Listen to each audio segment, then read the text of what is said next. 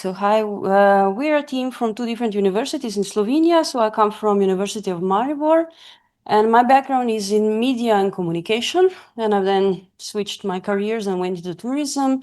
And Tjasha, back in the background, and she's from the biotechnical faculty, and she's a climatologist. So I think we've been working very well together in the last, I would say, 4 years now, 5 almost. Very much an interdisciplinary approach. So I'm going to be talking mostly about the communication aspects. And if you're going to have any very specific questions about the data itself, Tjasha is there to help me out. So just I want to start with personal frustration, right? We started with a project on climate change and tourism in Slovenia. It was the first time that the Ministry of Finance finally decided to provide money for this kind of research. And while we were doing the research, I was learning about the past, right? The past work. And for example, in 23, the UNWTO, so United Nations World Tourism Organization, held its first conference on tourism and climate change. So more than 20 years ago. And for example, Amelung and Wiener already in 2006 predicted some specific changes, so projected some specific changes that were really happening for us while we were doing the project. So our main focus was, or our worry was, how to communicate this to the tourism industry that generally is not very keen to listen, right, to critical aspects of tourism, for example, in relation to climate change. Then we had 22 in Slovenia, which was the worst fire that we have in our independent country.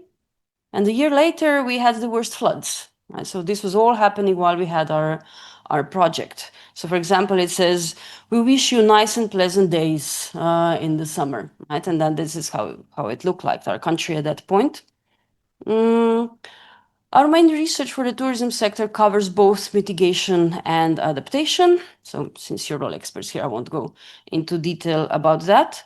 But for example, primarily the results for adaptation is our seasons for tourism are shifting, and there's a dramatic reduction in reliable snow cover. Our winter tourism is already very much feeling that. So again, for 20 years, there has been debate in Slovenia about what to do on winter tourism. However, there was not much data about other types of tourism that we have and how it will be impacted. And so the first part of research was really focused on collecting the data and interpreting the data. So we had data like this, the number of tropical nights and the trends, how they're increasing within both Europe and in Slovenia. Or we would have snowfall precipitation from November to April for the main ski areas within the country. And then next to all this typical data, we also included tourism indexes. And here I claim this is already a way of communicating to the tourism industry, right? So for example, this index is based on the past data, and it shows how the data for cultural and hiking in Ljubljana, for example, has changed from 1971 to 2020. And one of the main results was that the season is prolonging, right? So having these frustrating years of climate change or climate impacts, or at least partially affected by climate impacts, and at the same time, one of the main results was, our industry is actually having an opportunity. Right, so the main problem for tourism is the seasonality, right? It's very much peaked. However, the weather is going to be better in the shoulder seasons, so in the spring and in the fall. So that was like, okay, that's actually good news. How will they adapt to that? Next to the very bad news, for example, for winter tourism. And then we also did the same for projections, for example, RCP45 in this case. Another big area that we did within the project was, we talked about mitigation, and the results itself covered a development of a destination level model of how to calculate carbon footprint from the tourism visits. So basically tourists that come to Slovenia and based on the numbers of how many nights they stay. And in calculating the carbon footprint model for destinations has all sorts of its own specific problems because there's no standardization. Like there's a standardization for tourism at the national level, but not on the municipality or regional level, primarily because the data is not aligned and because overall the world hasn't agreed yet what to do with how to divide the international carbon footprint of tourists. Is it incoming? Is it outgoing? Is it shared? How to do that? So all sorts of issues like that. And the outputs of the projects were, of course, scientific publications, like in this case were two books. And here is where I really start the presentation. Okay, now we have all the data, right? We have the scientific publications, and usually the research projects stop at this point, right? We put this out, it's open source, open access, and that's it. So now I'm going to be talking about what happened after that. What is happening after that? How to communicate all of this to the sector. An important context for Slovenia is that if you would check the green destination brands, so the certification, and for example, check the map of Europe, there would be this very green line in Slovenia showing that this Slovenia green certification scheme really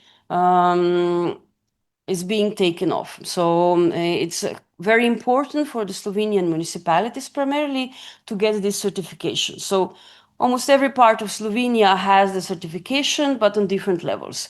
So that was an important context for us because Slovenia promotes itself, for example, like this would be our brand, I feel Slovenia, I feel love, but how Slovenians read this is I feel green. It's connected to the historical branding of Slovenia, but primarily the environmental values are very strong here. And the value proposition of our tourism is, come to the green Slovenia, right? We are promising green. We're promising that the tourism is going to be sustainable. So based on this, we could use it to communicate our data. But before I go further on, I want to just shortly talk about the different types of communication, right? So I've put this here. We have influencing, we have persuading, and we have deliberating. So from the communication school where I come from is deliberating is the holy grail. Deliberating is discussing, deliberating is listening to the other side, deliberating is deciding together what we want to do. There are all sorts of different concepts about this, but it could be participation, but primarily, or it could be two-way communication. But then on the other hand, you have influencing. And influencing would be, influencing would be, it really would be, you say to in a hotel, for example, you put the taps that are slower, so in the sense that you use less water, right? And then the tourists have the option to put it more, but they also have the structural option of actually using less water. So that would be type of influencing. Or another type that keeps on showing up is all sorts of nudging. So for example, consistency is first they ask you, oh, what's your ecological footprint? And then you calculate out, and then they want you to do the next step, like sign up for a newsletter. Or if you're feeling shocked, the next step would be, oh, now you can do something about offsetting. Primarily starting out, we're a bit critical about influencing in the sense that it doesn't really involve the part that people think, right? It doesn't really involve deliberating in the two-way direction or persuading, really informing, but it primarily involves creating the structure through which people make their decisions. And what we did within our project, several steps, I've just divided into these three areas.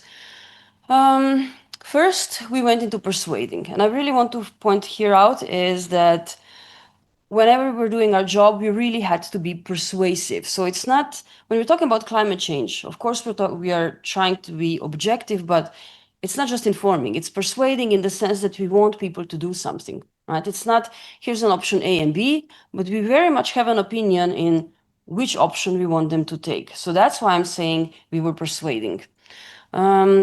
And two important outputs came out of the project on this. First was the industry guidelines, and the second was the National Tourism Data Dashboard. We had those two books, but we knew already in the beginning that the tourism industry wouldn't read about 1,000 pages of scientific reports. So then we did the guidelines, and the guidelines were highly successful. So, and primarily what we agreed with the Slovenian Tourist Board that they would publish them. So it wouldn't be an publication of the university, a scientific one, but one of the Tourist Board itself. And for example, this would be the chapters it had really nice images, and primarily it was structured around, so the adaptation was structured around the four main types of tourism that we have. For example, winter tourism, summer outdoor tourism, urban tourism, and waterside tourism. And this would be how it looked like. For example, yeah, do this, don't do that, right? Or there's like the impacts are both positive and negative, really trying to make it as clear as possible. Or telling them things are a bit more complicated than it looks. So this would be the climate data, but then we would add the information like there's going to be the extension of the season, as I talked before, but it's also going to be greater competition for these months. So for example, Mediterranean tourism is really trying to use also the same pattern, right? The fall and the summer is going to be more better weather for the tourism then, while at the same time in the summer it's going to be like the heat waves, etc. Right? And on the other hand, the alpine tourism is also diversifying from the winter tourism, meaning, yes, the seasons are going to be longer. However, the competition from the Alps and the Mediterranean for Slovenia is going to be greater. So you need to take that into account also. So, or impacts on biodiversity and natural heritage, pointing out that especially our mountain tourism is going to be very much affected. And if we're talking about diversification in the summer, it's already the peak area. Then we already have quite important problems with over tourism. And, or health problems, heat, allergies, insects. So that also, for example, this would be the projections of the allergy on ambrosia. Remember how that's translated. So one of the types of allergies. And what's going to happen is, because it's going to spread, also our target segments are going to be more sensitive. Okay. So, and for example, there were also very much strong on infographics, for example, occupational heat stress in tourism. So trying to tell them that they really have to take care of their workers, and that they're very much the sector that's going to be impacted.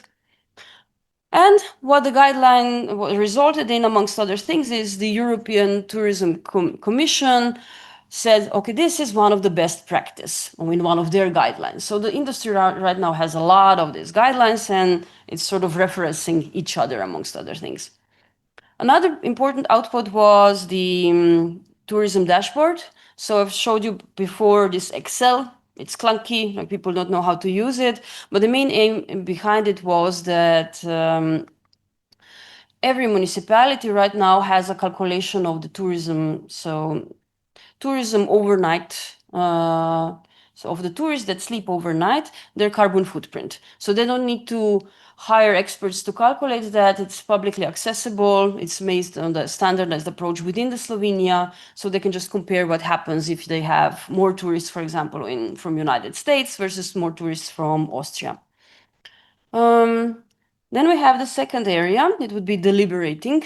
And here we very much took this approach when creating local strategies. So because of this green scheme, the municipalities came to us and told us, oh, one of the criteria is we need to have strategies on climate change adaptation. So they wouldn't do that if they wouldn't want to have that certification. Right? So what we did with them, we provided the data for their specific area, but also we included participatory workshops. So on both at the national level and the destination level. For example, we would be informing them and we would ask, so what percentage do you think of these quadrants is of different types of carbon footprint, like accommodation, transport to the destination, activities that they do, and food and beverage, right? And really the point was that they see that the majority of carbon footprint is the fact that the tourists just get here, right? It's the segmentation, which tourists you're inviting. Right? And then, but that would be informing, right? But then we also open up the space in terms of to open up the discussion. So we did that, for example, with this case, we tell them avoid, reduce, substitute, and remove. But then we ask them what could be, in this case, counted as remove. And it could be all four options, right? And primarily, somebody clicked that and that, and it opened up the discussion in terms of that some people claim to avoid carbon footprint in tourism is to stay at home. Really, that's basically that if you don't travel, you're actually causing, or yeah, it depends really on the country. For example, in the Netherlands, because they have a really good transportation system, that's not really true, but in Slovenia, not really, right? Or another example from the workshops would be voting and adaptation measures, preferably combined with deliberating, right? So what we did is within the workshops, the participants in the end decided what they want their tourism, local tourism boards to do within the strategies, what measures they support. And where to go from here? And this really, so we did a full circle and now we're rethinking influencing again. And here I just want to point out influencers are not the only form of influencing. Like I'm quite annoyed with the fact that now the word influencing is connected to social media only. But realizing this, so the most important part also for changing people's behavior is changing the systemic structures so that the alternatives are easily available. And here we're going back to the ministries and we're really supporting the processes of national adaptation plans and mitigation plans. And what we're doing right now, we're trying to follow the first national adaptation investments. So this was very much ad hoc. So they just decided, okay, here's the European money, what we're going to do with it. Oh yeah, we know that the winter tourism is a problem for already 20 years. So they've invested 55 millions into diversification of the winter tourism. But right now we don't know yet how successful that was and what are the factors of success and the feasibility of it. And the Ministry of Culture invested 14.5 million into adaptation of the cultural, mostly castles in Slovenia. Like for example, after the floods, there were quite big problems with that. So what we want to do in the future, we want to follow the structural changes and how those affect, again, the tourists and the industry itself, because primarily not only persuasion, not only deliberation, but really what needs to change is the structure within which the tourism actors behave as such. So just the contact info from us, and that's it.